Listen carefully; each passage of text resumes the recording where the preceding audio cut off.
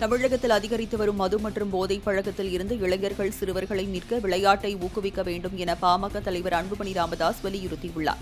இது தொடர்பாக அவர் வெளியிட்டுள்ள அறிக்கையில், அனைத்து கிராமங்கள் மற்றும் நகர்ப்புறங்களில் விளையாட்டு மைதானங்கள் அமைத்து தேவையான விளையாட்டு உபகரணங்கள் வழங்க வேண்டும் என்றும், பள்ளிகளில் விளையாட்டு நேரத்தை கட்டாயமாக்க வேண்டும் என்றும் குறிப்பிட்டுள்ளார். மேலும் ஆண்டுதோறும் வட்ட மற்றும் மாவட்ட அளவிலான விளையாட்டுப் போட்டிகளை நடத்த உள்ளாட்சி அமைப்புகளுக்கு தனி நிதி ஒதுக்கி தமிழக அரசு நடவடிக்கை எடுக்க வேண்டும் என்றும் அன்புமணி கோரிக்கை விடுத்துள்ளார். உலக சைக்கிள் தினத்தை முன்னிட்டு சிவகங்கை மாவட்டம் காரைக்குடியில் மகளிருக்கான சைக்கிள் போட்டியில் அமைச்சர் பிரபு பங்கேற்று நிகழ்ச்சியை ஏற்படுத்தினார். காரைக்குடியில் அஸ்மிதா விளையாட்டுக் கழகம் சார்பில் மகளிருக்கான சைக்கிள் போட்டி 3 பிரிவுகளாக நடத்தப்பட்டது. இந்த போட்டியை கனிம வளத்துறை அமைச்சர் பிரபு தொடங்கி வைத்தார். இதனையடுத்து போட்டிக்கு ஆவலுடன் வந்திருந்த மாணவர்களுடன் சுமார் 2 கிலோமீட்டர் தூரம் வரை சைக்கிள் போட்டியில் அமைச்சர் பங்கேற்று உற்சாகப்படுத்தினார்.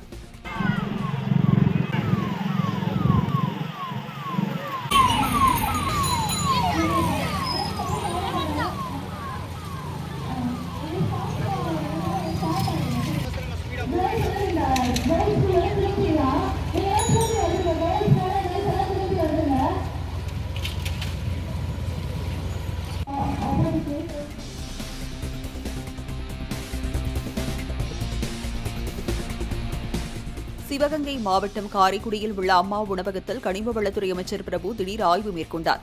காரைக்குடி நீதிமன்றம் அருகே செயல்பட்டு வரும் அம்மா உணவகத்தில் காலையில் பொதுமக்களுக்கு வழங்கப்படும் பொங்கல், சாம்பார் தரமான முறையில் தயாரிக்கப்படுகிறதா என அமைச்சர் ஆய்வு செய்ததுடன் சமையல் பணியில் ஈடுபடும் ஊழியர்களிடம் குறைகளையும் கேட்டறிந்தார். மேலும் விரைவில் அம்மா உணவகம் 18 லட்சம் செலவில் புதுப்பிக்கும் பணிகள் துவங்க உள்ளது குறிப்பிடத்தக்கது.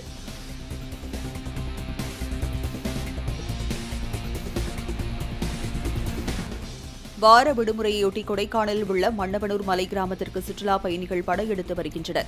மலைகளின் இளவரசியான கொடைக்கானலுக்கு பல்வேறு பகுதிகளில் இருந்து ஏராளமான சுற்றுலாப் பயணிகள் வந்து செல்கின்றனர். இந்த நிலையில் வழக்கமாக காணப்படும் சுற்றுலா தலங்களை தவிர்த்துவிட்டு தற்போது சமீப காலமாக கொடைக்கானல் மேல் மலைப்பகுதியான மன்னவனூர் கிராமத்திற்கு படையெடுத்து வருகின்றனர்.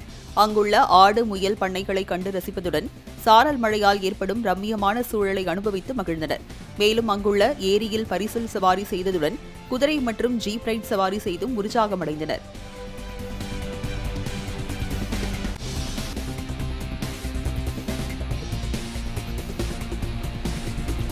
சென்னை தண்டையார்பேட்டை அருகே குப்பையில் தவறுதலாக வீசப்பட்ட 2 சவரன் தங்கச் செயினை உரிமையாளரிடம் ஒப்படைத்த தூய்மை பணியாளரின் நேர்மை அனைவரின் பாராட்டையும் பெற்றுள்ளது. கொடுங்கையூர் கண்ணதாசன் நகர் பகுதியைச் சேர்ந்த அன்னம்மாள் என்பவர் குளிக்க செல்லும் முன் பேப்பரில் சுற்றி வைத்திருந்த செயினை வீட்டினர் குப்பை என நினைத்து குப்பை வண்டியில் கொட்டியுள்ளனர். இதுகுறித்து தூய்மை பணியாளர் சதீஷிடம் அவர்கள் தெரிவித்த போது, சதீஷ் தனது சக ஊழியர்களுடன் சேர்ந்து சேகரிக்கப்பட்ட குப்பைகளை பிரித்து தங்கச் செயினை மீட்டார். பின்னர் அதனை உரிமையாளரிடம் ஒப்படைத்த நிலையில் பொதுமக்கள் மற்றும் அதிகாரிகள் அவரை பாராட்டினர்.